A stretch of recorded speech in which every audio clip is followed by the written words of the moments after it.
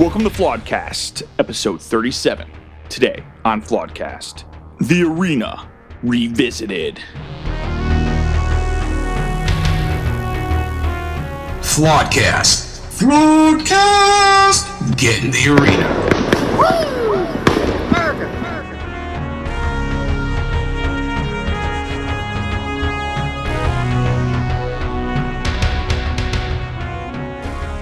It is time for us to get in the arena. And now I give you Will, Sir Willie William.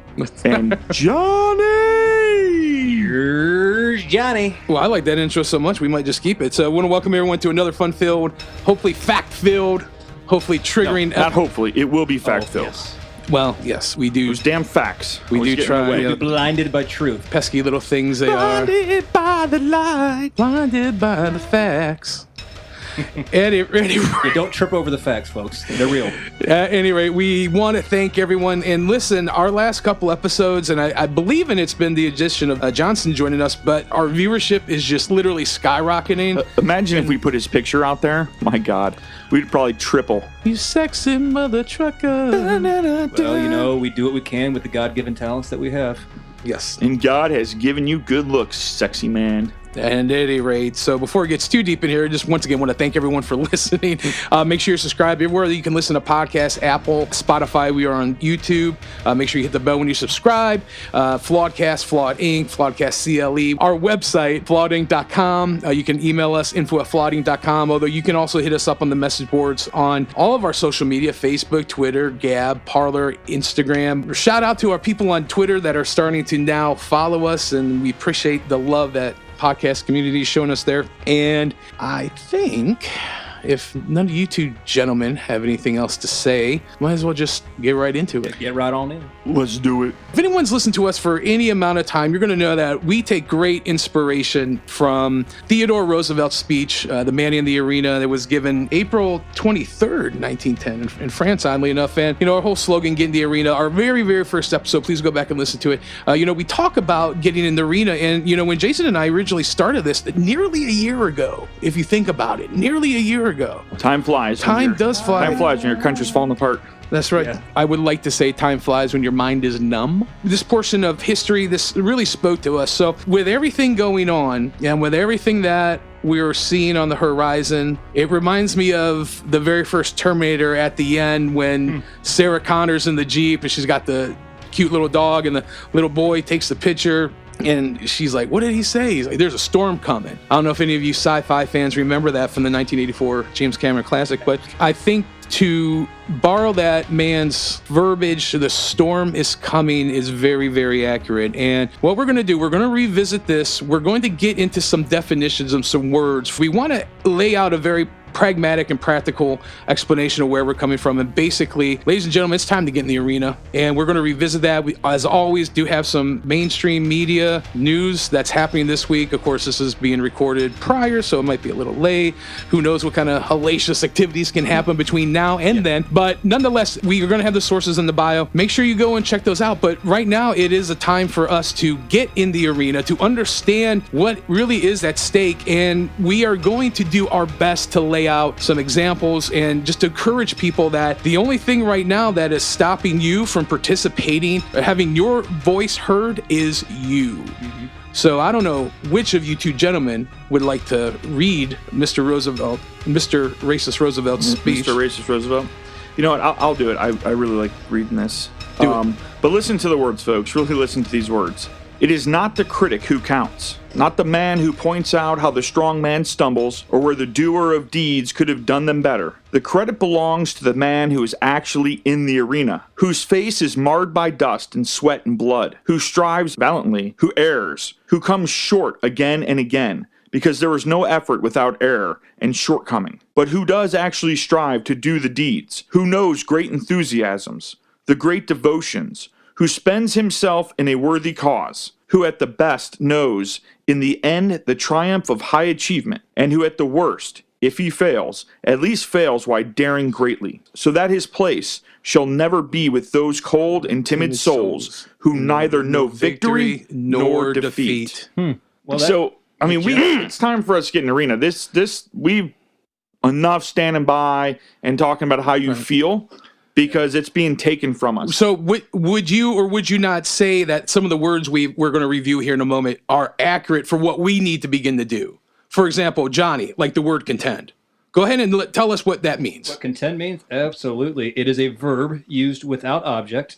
It means the following: to struggle in opposition, to strive in rivalry, compete, to strive in debate, to dispute earnestly, or to assert and maintain earnestly. To strive in debate. So right now, we are fortunate. Things aren't escalating too much. We do now have this window of opportunity that we can contend, that we can strive in debate. We can earnestly dispute falsehoods with facts, with truth. Jason, what do you think about the word provoke? Provoke. It's a verb used with object. To anger, enrage, exasperate, or vex. To stir up, arouse, or call forth. To incite or stimulate. To give rise to, induce, or bring about. Obsolete. To summon. Yes. So there's a lot of provocation that's happening right now. Every time I open social media. Absolutely. But it is also, we need to be provoked. Right. We need to contend. We need to provoke. We also need to engage. It is a verb. It says to occupy the attention or efforts of a person or persons, to secure for aid, employment, use, etc., hire, or to attract and hold fast.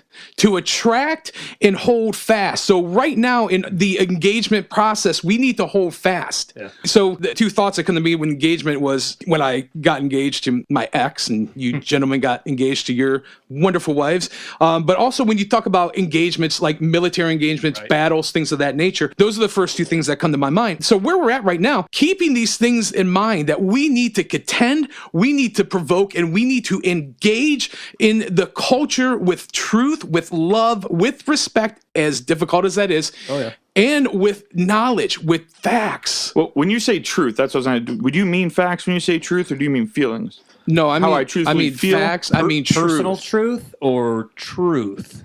No, not your truth, Johnny. Right. That's not your truth, Jason, or my truth. I just want to clarify because that's a common trend is my truth. Validate my truth. Exactly. And how do we do that? How do we know if your truth is fact or feeling? I say you line it up with statistics are great. They're not biased. I know you many times, many episodes share the 5 whys. 5 whys. 5 whys. Go back and listen. We're not going to get into that right now. Go back and listen because it's going to do you benefit. Actually, the last two episodes ago, Jason lays that out. We talk about Crystal Knock, Night of Broken Glass, and it's awesome. It's wonderful. So go back and check that out. But where we're at right now is, and gentlemen, please jump in. And I know you have thoughts in our debrief or our game plan before this. We were talking about this. Right now, it's so apparent to see people who are low information, high anxiety, maybe high angst, doing things, saying things, speaking things, committing violence without any kind of repercussions. And, you know, they are very well learning from the examples that the Clintons, the Obamas, the Bushes, Dick Cheney. I was going to say, it's not that they don't have information. It's that it's misinformation. Right. I mean, they're being led. They're looking up to their heroes. They're looking up to the ones that are perpetrating these things, primary leadership of the Democratic Party, a lot of the Rhino Republicans. We're talking to you, Mitt Romney,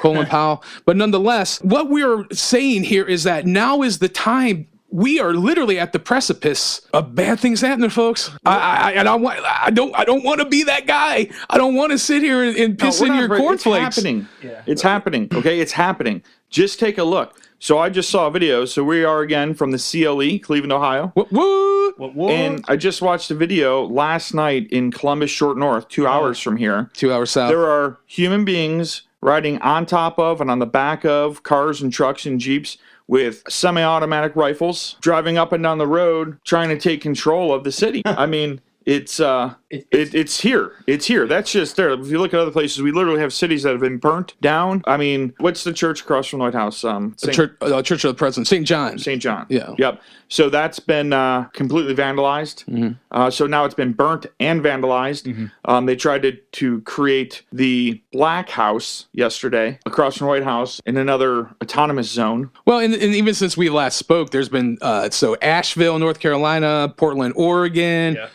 There was another one that escapes my mind, but that shit got shut down real quick. Well, and then if you look what's finally happening at CHOP, of course the name's changed since last. Now it's Chaz to CHOP. Chaz. Now the mayor, the mayor's doing a 180 Oh, of course. And went from the summer of love. Is that what it was? The summer of Peace love? and love, yeah. Summer of peace and Yeah, love. summer of love to, oh, people are being murdered. What? Oops. Well, And they also have, by the way, I don't know if you know this, but in CHOP, there is now an area in that 6 blocks that's just for black people.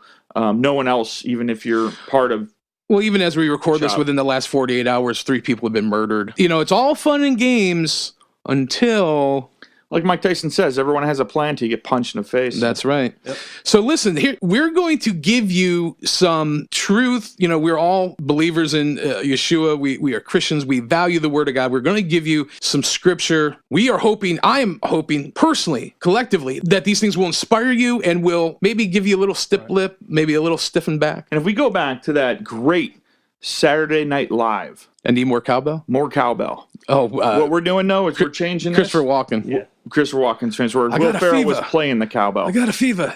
So, but what I want to do is I want to steal that and change it a little bit, because what we don't need more cowbell. We need more God. Amen. We need more God right now. All right, Johnny. Absolutely, sir. We're going from Isaiah chapter 6, verse 8 says, and I state this very boldly, "Then I heard the voice of the Lord saying, Whom shall I send? And who will go for us? And I said, Here am I, send me." All right. So God's basically like, hey, you know, I need someone to go and be my representative, but who's going to do it? And Isaiah was like, I'm here. I will go. Yeah. If you are listening to the sound of our voices, I really believe in my heart and in my spirit, that is a clarion call for those purveyors of light, those men and women that are understanding the hour of the urgency that we're in. And I really feel like God is saying, who will go? And are we going to answer, here am I, send me? Despite all the adversity, despite all the challenge, despite being called a racist, even if you aren't, despite being called a this or that, even if you aren't, who's going to go? I'm going to go. Matthew. Get in the arena. Where are we going to go? We're going to get in the arena. Jason. Matthew 11:12, Amplified Bible. From the day of John the Baptist until now, the kingdom of heaven suffers violent assault, and violent men seize it by force as a precious prize. Johnny, if you read the next one, then we're going to kind of unpack that. I'll go back there, yeah. Reading from the NIV version, the NIV, if you will. That is from Psalm 144, the first verse. "Praise be to the Lord, my rock, who trains my hands for war and my fingers for battle." Okay. What we're talking about here is engagement. We're talking about provoking. We're talking about contending. Now, it's very, very easy to understand, you know, the kingdom suffers, violent men lay hold of it, is another translation. Praise be to the God, my rock, who trains my hands for war and my fingers for battle. And obviously, if you're anything like me, your initial thought goes to, we're going to scrap. Right. But, We're going straight gladiator on y'all. yeah, Johnny, can you get the next verse? Because this is where we need to go with this. Sure. From the Amplified Bible, Matthew 20 and 28 states, "Just as the Son of Man did not come to be served, but to serve, and to give his life as a ransom for many, paying the price to set them free from the penalty of sin." The Son of Man did not come to be served, but to serve. Coincidentally, what did they expect when they were waiting for their Messiah and their king? Well, the Jews were expecting and hoping for a violent revolution. Right. They were under Roman oppression. They were slaves effectively. Right.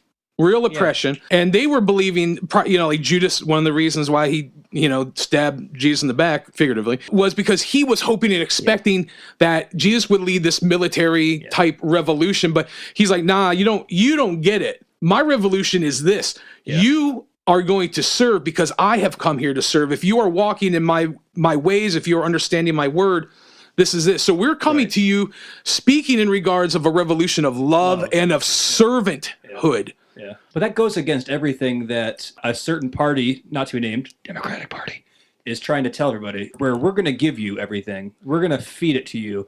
Don't work hard. You know, don't worry about this. Let us just, you know, come to the table. We'll keep giving you scraps. You're never getting a full course meal. You're never getting steak and potatoes. No, just enough. You're getting just enough scraps to keep Just you enough happy. to keep it down. Be made- That's why there's the welfare system. Well, and I think the Just distinction, enough to keep you down. There's a reason that you get more money in welfare if you're not married than if you are.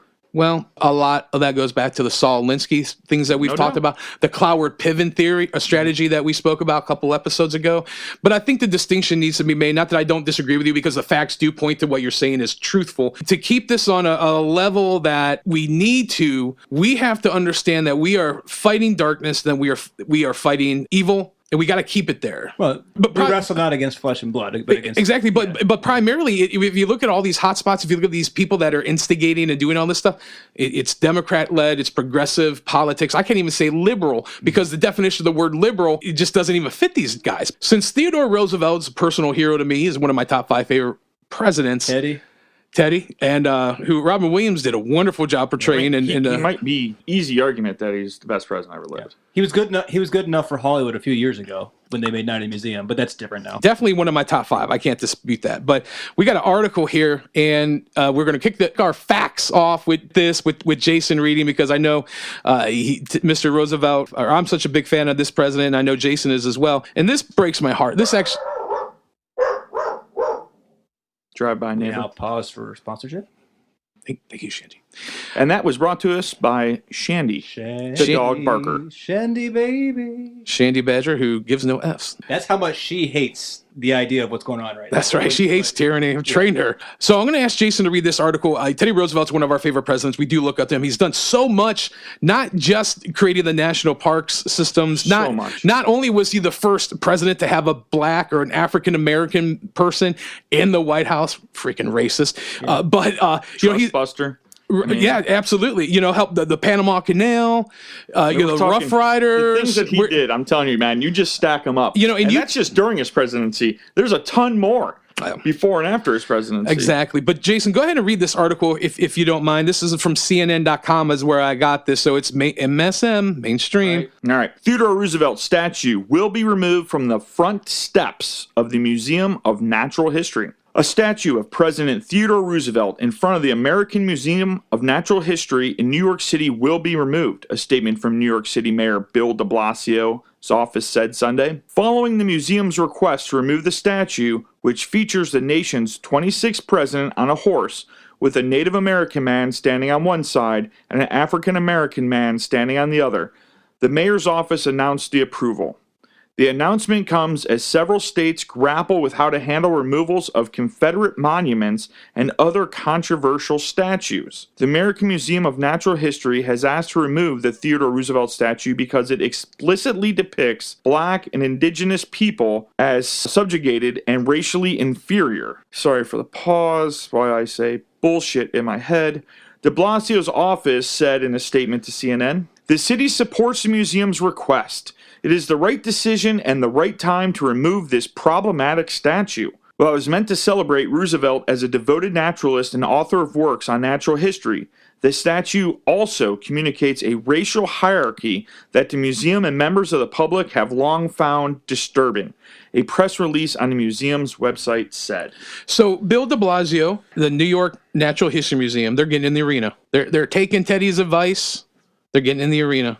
This is the thing. You can literally look or take anything and twist it any way you want. For instance, and this isn't knocking anyone at all. I understand what's going on here, and I'll explain it clearly.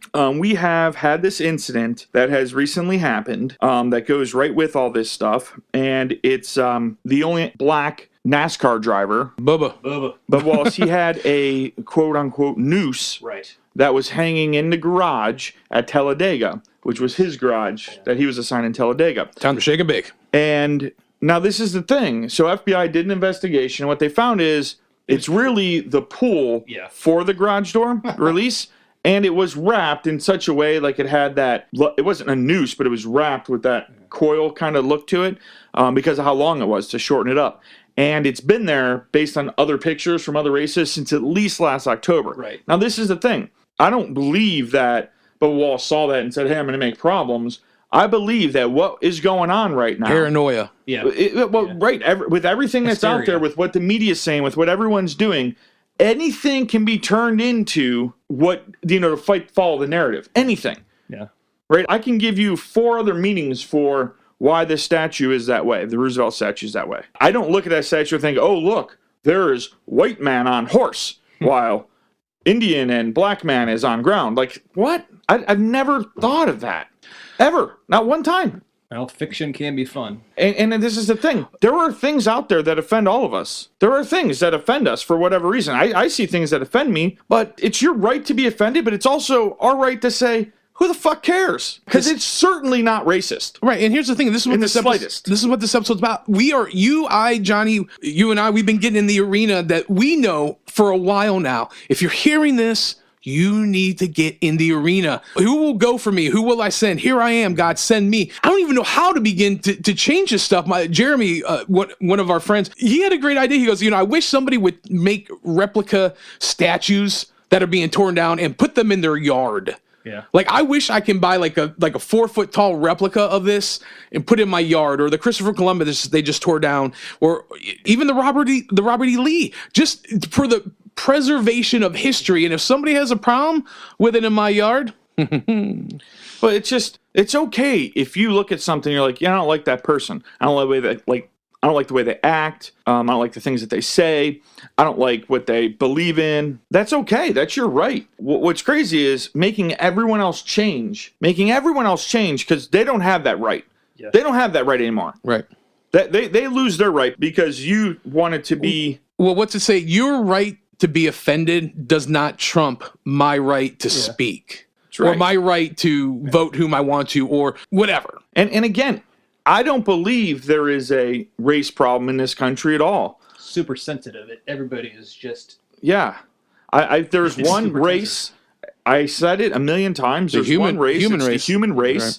And the more we try to divide, because that's what we're doing, the worse it's going to get, folks. Plain and simple. We just keep dividing and dividing and dividing and dividing and dividing and hating and hating and hating. And if you like this person, you're obviously racist. I was basically called a racist like 4 times last night on Facebook because simply someone that I support. I'm a racist. Not for anything I've done. But you got in the arena. Oh, you better believe it. You got in the arena. And I know you shared it with us before, and you weren't a jerk, you weren't an ass, but the people that were commenting, and I'm saying that in quotations, they were completely out of line. Their cognitive dissonance was just... Well, there's no factual data. Again, everything spit out there is feelings, and this is where I say the 5 whys. The thing is this. When you ask someone who has feelings that strong, and you start asking them why, as soon as they realize it's not a fact, dude, it's like hysterics. And that's what happened. It's over. And that's what happened through the course of that debate. It's like, you know what? Yeah. People aren't open-minded enough, right? Because they don't want to be wrong. Their feelings have to be right no matter what. It's like having a conversation with a parakeet that's been trained to repeat the same verbiage over and over again. It doesn't matter how much common sense you bring into that conversation. White man bad. Orange man bad. Yeah.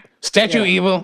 History bad. Yeah, I mean, it's just come to the table with some factual data, especially if you're going to call me a racist. Just show me some facts because I am... it makes me... I'll be tearing down your statue next. Yeah, great. I wish I had a statue. Yeah. But, seriously, though, come to the table with some facts. By the way, I didn't call them anything. No, but you spoke truth. I questioned why they would post the things they posted, and their response to it was, "You're a racist." Oh, right. But this is where we need to start developing thicker skin. Yeah, absolutely. And we can't. And we can't just walk away from it. We got to keep going, like we talked with respect and with kindness and in the spirit of being a servant and love. People just sow these. Oh, you're racist, or you're this, or you're that. It's like, oh, that's our kryptonite. Well, you know what? If you're firmly rooted in the fact that you're not, like I tell people, I hate everyone equally. And it's true, he does. Then just let that, like a duck, just let it wash off your back, Johnny. You said know thyself. Well, wait. That's exactly it. Like, I don't give a rip if you're purple, if you're green, if whatever. Doesn't matter. If you're good people, then you're good people. But you know what? If some of the biggest jerks I've ever met in my life have been white. And some of the sweetest people I've ever known, the most kind, generous people have been of every other race. If we're getting into my feelings, well, my feelings tell me that my experiences dictate that the logic that you are misguiding your life by is wrong. Yeah. Have some factual data. And the reality is this, I want to throw this out too, because this is a fact, and go take a look, folks. We have a race problem in this country every 4 years. 4 years ago, BLM and Antifa were doing the same things. Right. Yeah. But the thing is this, they couldn't believe that Trump won. He wasn't supposed to. Now Trump's in, and Trump is kicking ass and taking names. And they know they have to, this has to be wild this time. They have to do everything they can. And that's what they're doing. This is an all-out war. Right. Let me give a very, very stern and brief warning before Johnny reads this next article. I'm going to give a really stern and brief warning. If you or someone you know or love is wrapped up in Antifa, it is a terrorist group.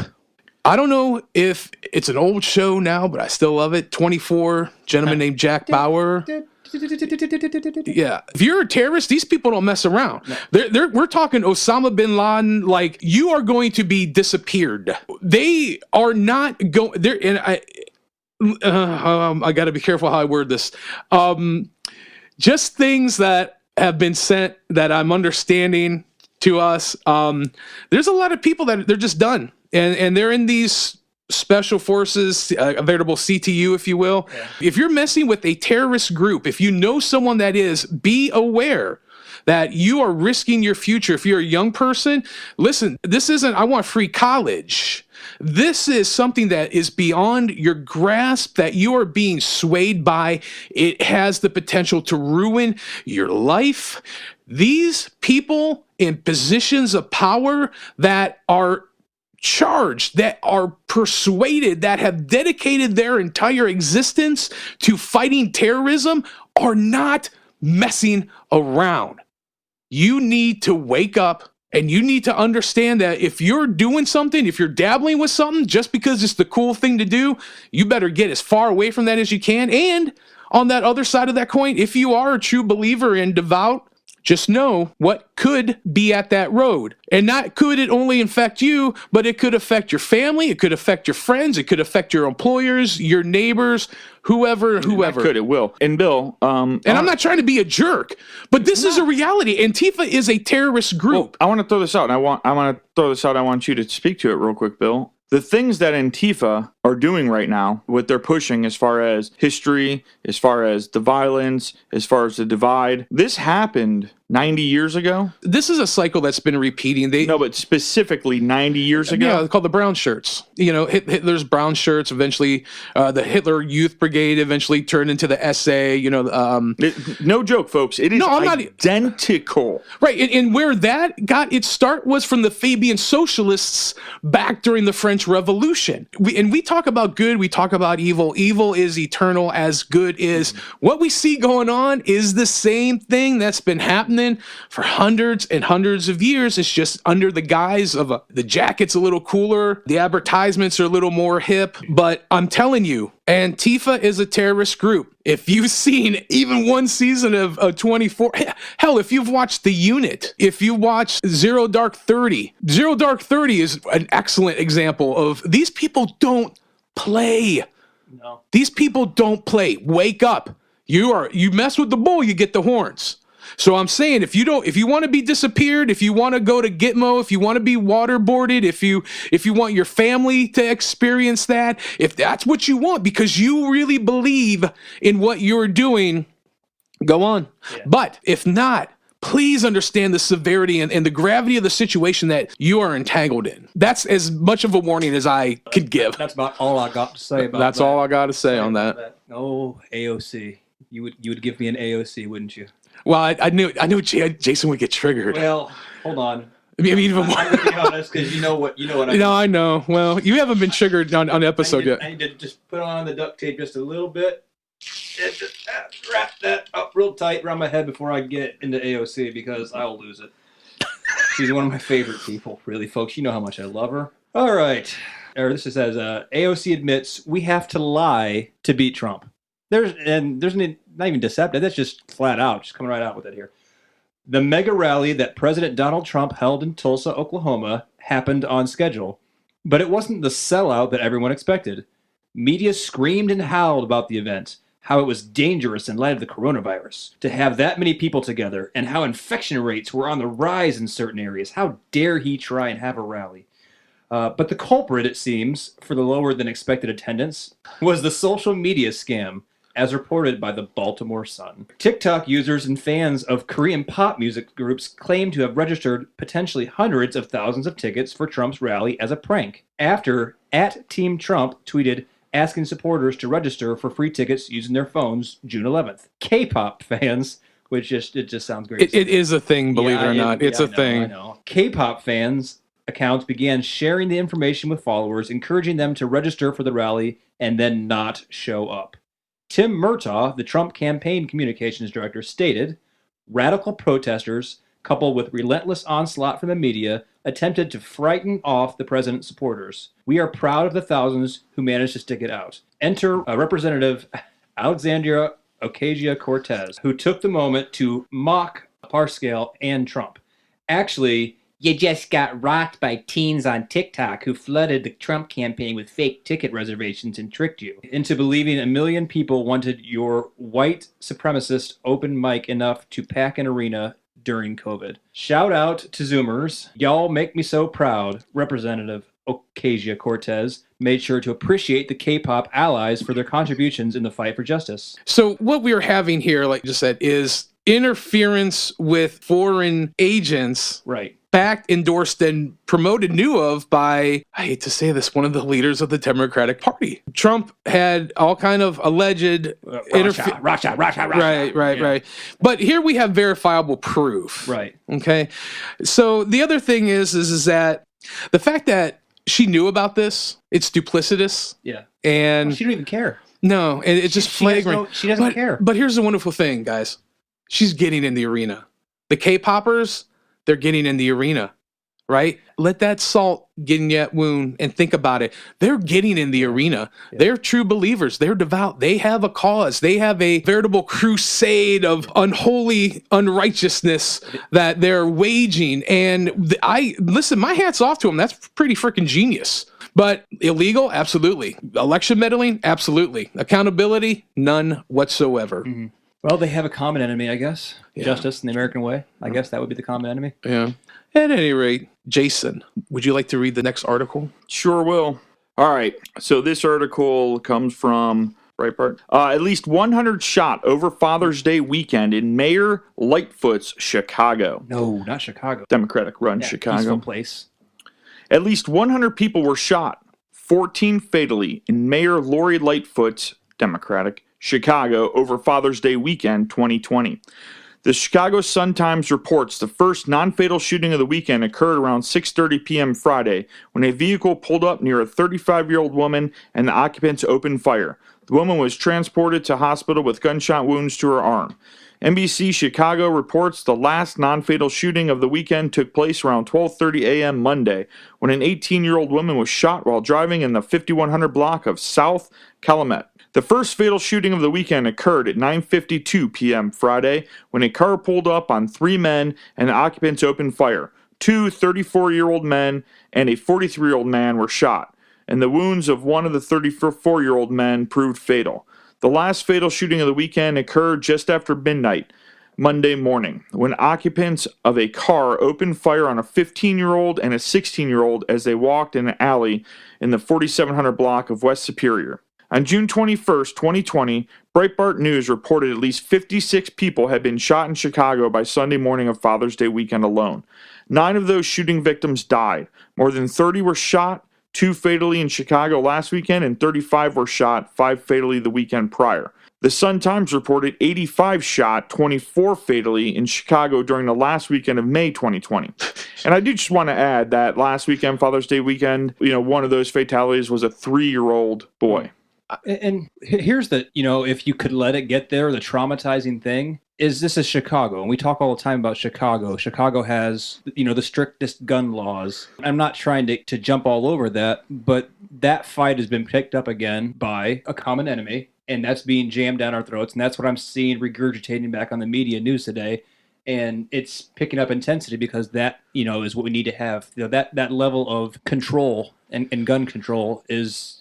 We're not going to, I'm here. We're not going to stop until we get some new gun control laws. I'm seeing them now using media spots with 13-year-old kids and little boys and girls talking about how they're stepping up for gun control rights because we got to push that. Well, we're big fans of the Second Amendment here. We definitely are. We are, as with the other amendments. Well, yeah. And once again, think of this what you will, but they're getting in the arena. They're killing babies, elderly. They're getting in the arena. And where are we?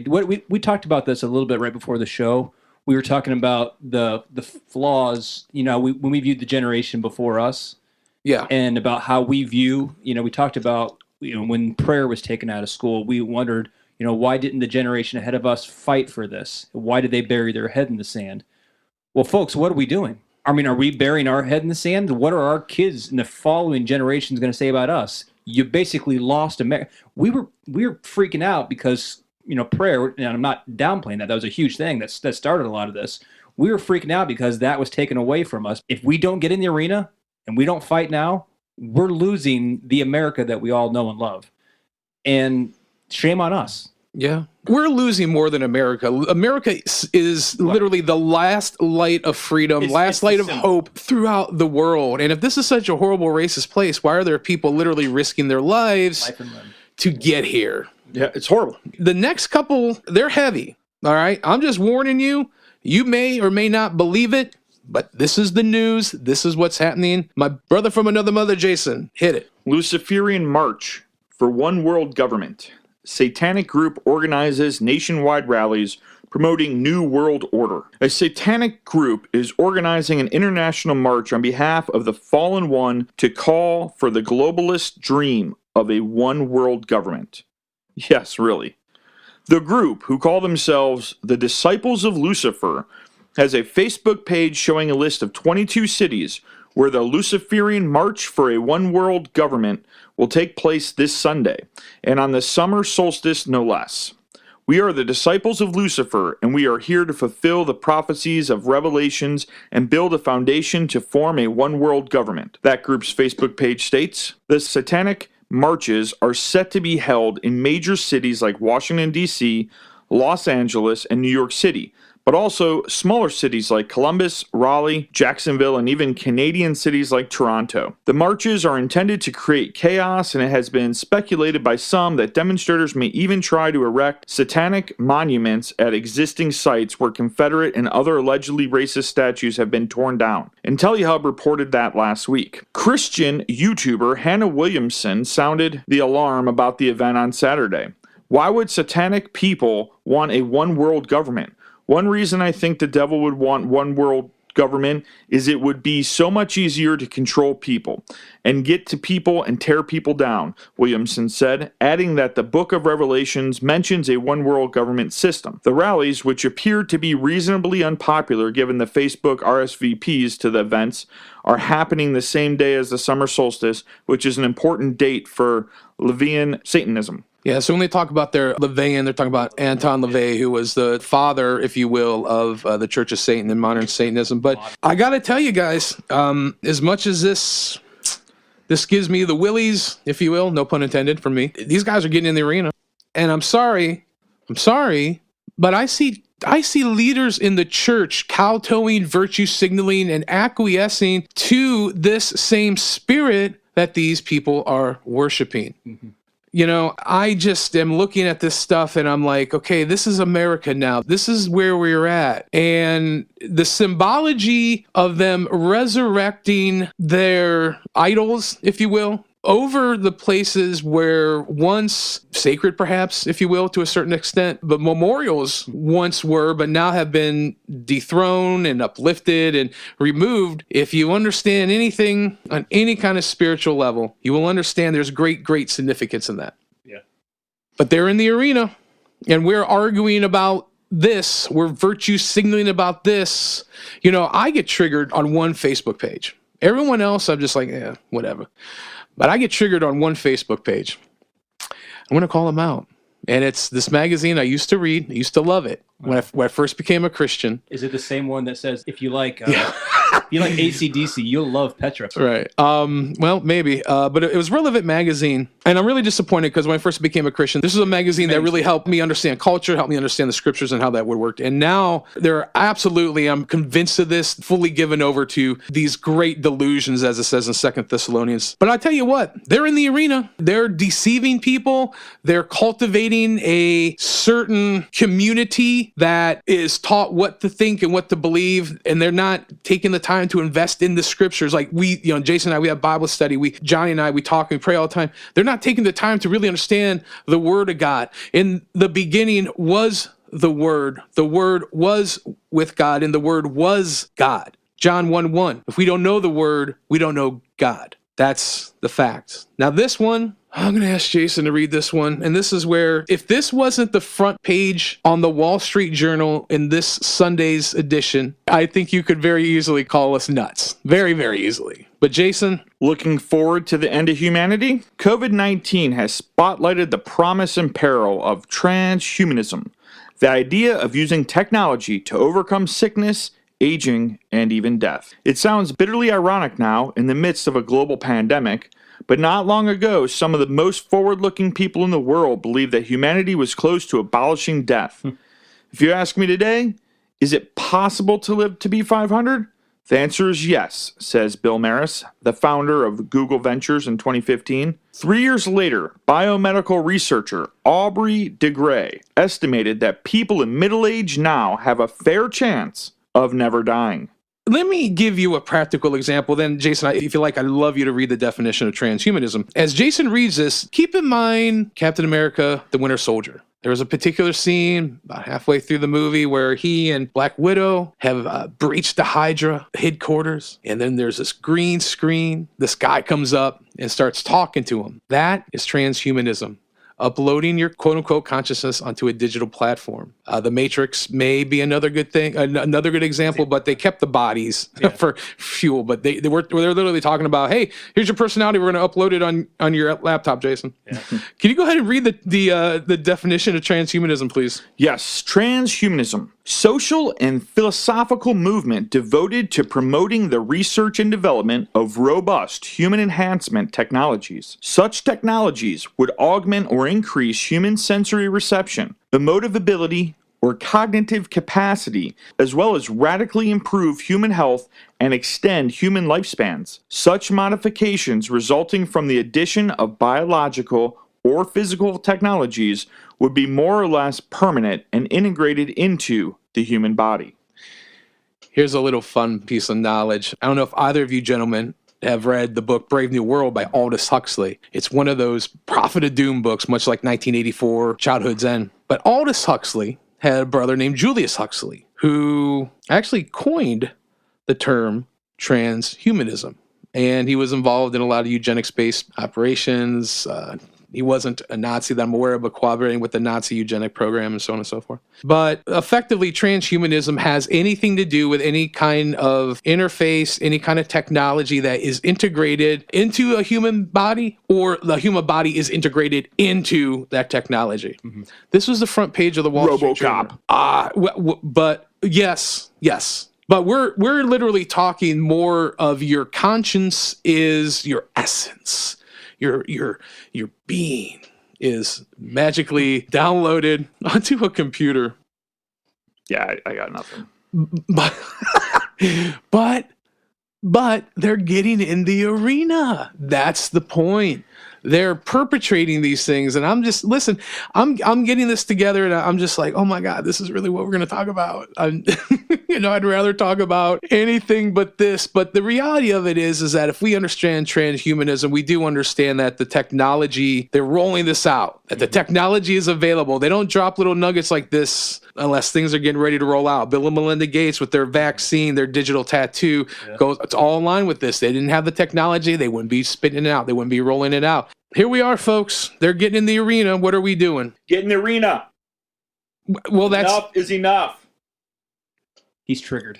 Seriously, man. We need to put an end to this bullshit. It's enough. Come on, folks. Don't just listen. It's time to step in. If you don't, it's going to be too late. Well, listen, I want us to end here on some pragmatic and realistic things we can do to influence people, right? Because just to say, here I am, send me, it's surface level. It's like, yay, what do I do? So let's just begin a real brief discussion. I'm just going to give you a couple suggestions. First and foremost, obviously talking to people lovingly, respectfully, trying to come with the heart of a servant and just giving them the truth. I've said this before, and the Bible says, the scriptures say that the truth is like a sweet kiss on the lips. I'll give you another thing you can do. Share stuff like this in the episode We have all the links. Share these links on your social media. Say, listen, hey, you don't believe me? That's fine. Check out what the Wall Street Journal has to say. Check out what CNN has to say. Check out what Breitbart has to say. Check out what the Boston Sun has to say. These are not my words. These are these quote unquote reputable organizations and their wording, their reporting. I would also say this, share this episode. I have a pretty thick skin. I don't care what people think normally. I'm not an istophobic, that or this or that. I'm not.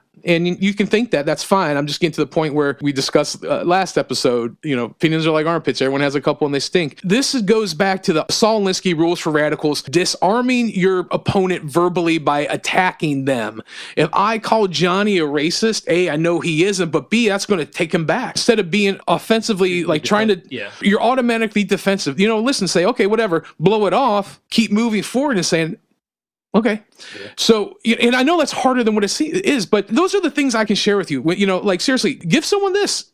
Send them to our website, flawedinc.com. Let us do the talking. There's other reputable people. Carl Tuckerson, another great person that we recommend. Schmalik Schmones is another gentleman I listen to a lot and take a lot of. Gavin, never mind.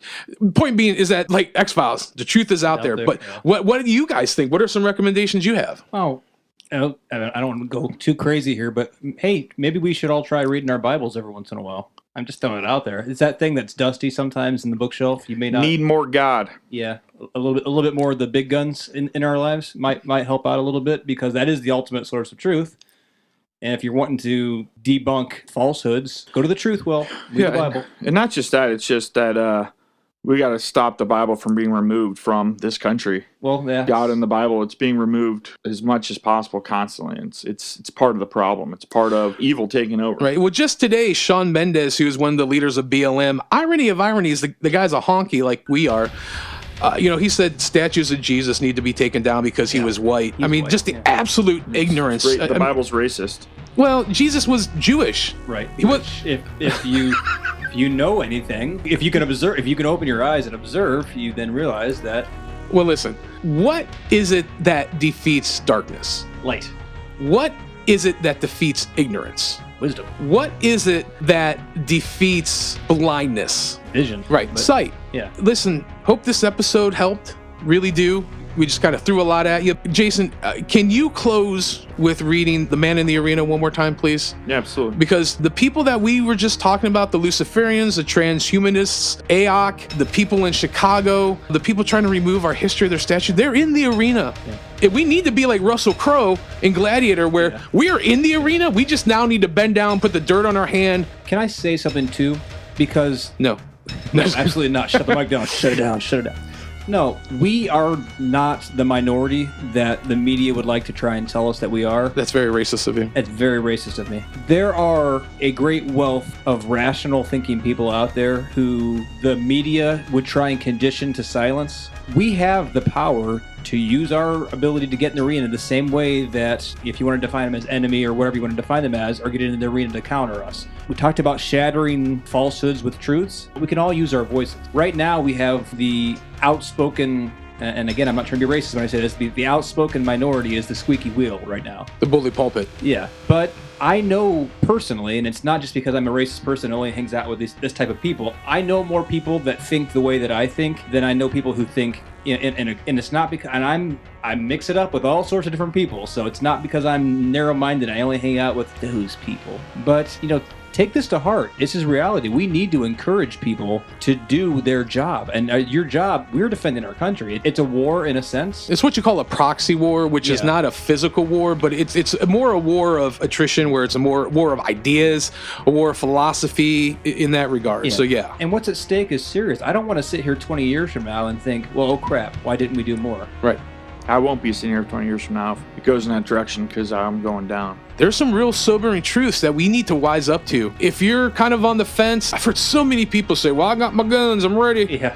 Listen, if you're not speaking out now, you're going to be one of these people that are being hurdled into a cattle cart. Yeah. If you're not using your voice, if you're not speaking of love and truth and knowledge and servanthood now, you're not going to be on that front line as you think you are. And complacency kills. I mean, I know enough people who think we'll just sit here and wait this out, which is what happens before, the world goes. Sure. And they did that in Germany.